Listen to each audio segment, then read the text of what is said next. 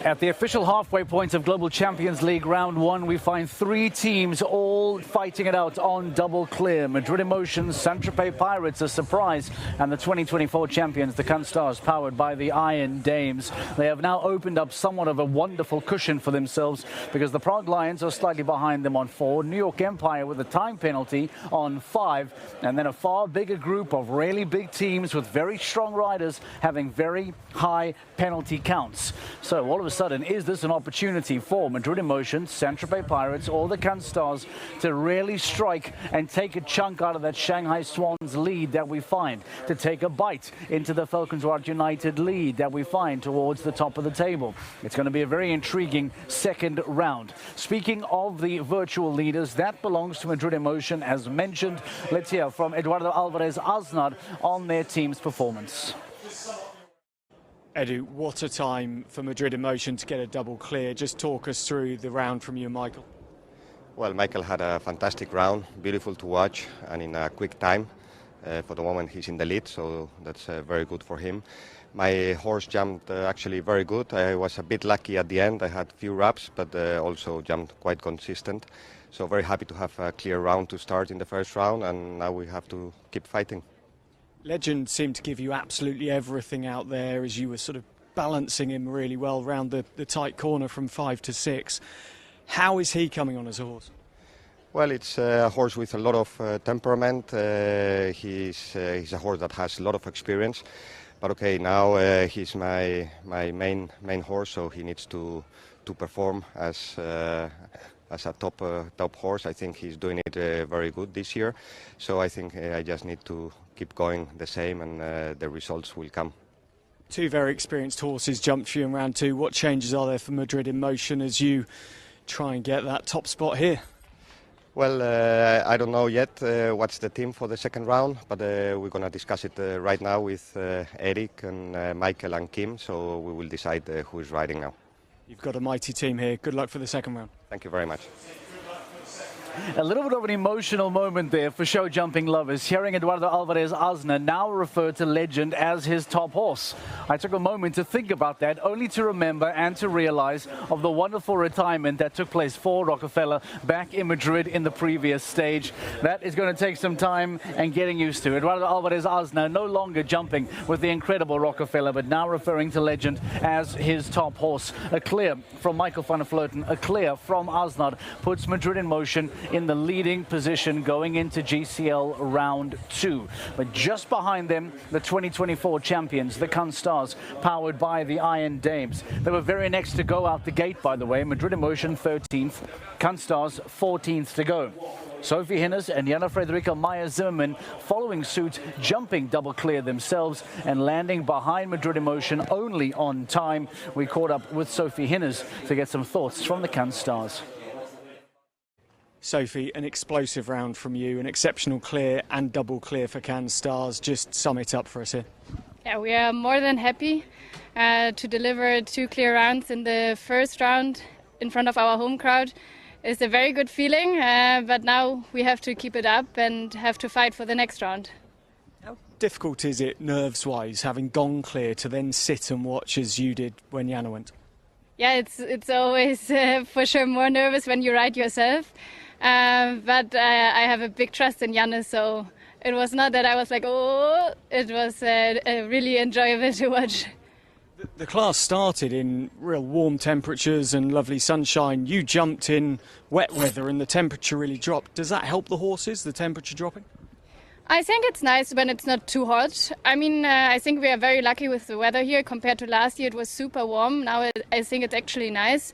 It's a little bit of rain. I think you cannot call it really rain. It's a little bit wet, but if it stays like this, everything is super. Plans for the second round, any changes? I will change the horse. I will ride Iron Dames My Prince. Jana keeps or sticks to Messi, I think. So I hope that this is a good plan. Good luck, well ridden. Thank you. A big smile on the face of Sophie Hinners, and justifiable after that wonderful double clear. All of a sudden, Iron Dame Sinclair and Messi van het Rootershof doing the job. What are the changes then going to be in that second round? A few suggestions there, possibly. We'll keep you updated with those movements, with those changes as the rest of the evening unfolds. Let's show you then what the rankings look like now, because we need to remind you that the Saint-Tropez Pirates were also jumping double clear. In fact, it was a wonderful, wonderful performance from the Saint-Tropez Pirates to go on and put themselves into second place. I beg your pardon. There we see it. Canstars, powered by the Iron Dames, Saint-Tropez Pirates, putting themselves in that position, putting themselves in a very strong performance for that second round. Prague Lions on 4, New York Empire on 5, Razorback International powered by Horse Jim. The comments of Christian Kukuk was that in fact you jump a double clear in round 2 and 8 may well get you onto the podium. Perhaps that would have been more realistic without the 3 teams on double clear. Now all of a sudden things starting to change and look a little bit different, if that is going to indeed be a reality. Rome Gladiators on 12 alongside the Stockholm Hearts and the Shanghai Swans. Big surprises there. And the Monaco Comets, the Iron Dames sister team, I'm afraid, going all the way down to 15th place thanks to 20 penalties combined. Let's not forget the Doha Falcons being eliminated after Julien Akata and Ice Cube Z unable to get over a fence after 2 attempts. That is a wonderful look at the location as to where we find ourselves here in the city of Cannes for stage 5 of the Global Champions League. We invited Dan Strange into the studio with us to have a conversation, to have a chat. With all due respect, the big surprise of this is the fact that Saint-Tropez Pirates are punching well above their weights, getting stuck in with those double clears. You wouldn't have put money on them being the team to join Madrid Emotion and or Canstars on double clear, Dan? Would you, wouldn't you? This is a really interesting one. If you look at the start of the season, they were there or thereabouts at this stage and just tailed off in the second round, and then they get the podium in Madrid. Max Watchman coming in on debut, huge clear from him. Mariano has gone clear before, so it is a bit of a surprise, and there are other surprises in terms of who's got Fault Shanghai and Riesenbeck as well. Saint-Tropez have been jumping well this season, but a little bit of a surprise, yeah, I think it's fair. I think the fact that they are then going to be in that conversation, and again, you talk about Mac Watchman, still such a young man to be jumping like that at this stage on a track that has given the likes of Ben Mayer and Christian Ulmann difficult times, gives you perspective on how good a round that is from Max Watchman, how good a clear that is from Mariano Bastida as well. Let's talk about the Shanghai Swans. Here we have a championship leading team. We joked earlier on at the season the fact that Max Kuna has this luxury of throwing darts at a dartboard to decide whether it's going to be Daniel Deusser this week or Ben Mayer next week or Christian Ulmann or himself the following. Nobody was expecting to see the fences fall. I wonder if this may be the performance that sees a bit of a shake-up in the overall rankings come the end of the night. It's not a bad dartboard to have with those riders on it, is it? Yeah. If you want to be one manager this year, it's Max Kuna. Ping, bullseye. Yeah, no, I agree. And if Shanghai don't perform well in this second round and don't keep themselves up there, hoping then, of course, Canstars have a couple down and get themselves in the mix, as you say, everything will change at the top of the standings. The thing is, Canstars have gone through a dip. Shanghai Swans at some point this season will go through a dip. You're not just going to come first and second every week like they've done in the last. And because of how handsome their lead is, they almost are afforded the opportunity to, dare I call it a slip-up, but to have a bit of a slip-up, because you know that the gap that you have been building on has become quite extensive, that you are allowing yourself that window of failure and still then come back to Saint-Tropez next week and feel as if you are still in control of this title fight. You wonder what their team WhatsApp group must be like. You know, if you've had 2 fences down, Ben Mayer, you know, yeah, one of the top 3 riders in the world, and you're like, oh, Ben had 8 faults. That shows the level they're at, though, and that shows, you said about Saint-Tropez punching above their weight. That's the heavy hitters Shanghai Swans are, and why 12 faults to them is a massive letdown of a round, essentially. You had a conversation with the Stockholm Hearts earlier on this afternoon. They're in serious threat of flirting in a bottom of the table scrap that they don't want to be in. New rules and regulations for 2025. The team that places in the last position, bottom of the table, will not go to the highly sought after GC Prague playoffs at the end of the season. That is a massive blow financially for the team, and it is a massive blow emotionally for the team as well. Marlon and Inigo spoke to you earlier on. They admitted to some difficult times. They said that this was going to be the stage that needed to turn things around. They too have fences down, even a double clear in round 2.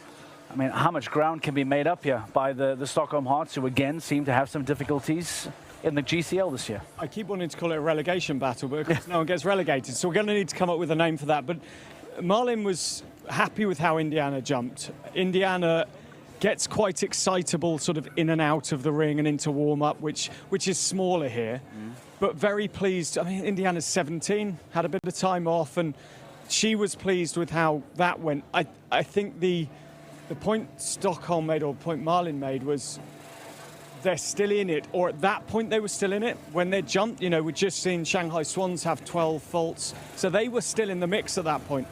The late 3 double clears changes the context of the round, and for Stockholm, I think, well, Marlin said, can we defend it? We will go to. I don't think now they'll be thinking that's possible. The irony is, with the Doha Falcons elimination, the 3 back-to-back clears have all come in consecutive fashion. Let's show you what the virtual rankings look like then. We'd like to play this game, the what-if game. If you were to stop proceedings right now, what if we were not to have a second round? What if things were to end as they are right now? That means that the virtual rankings would look as follows.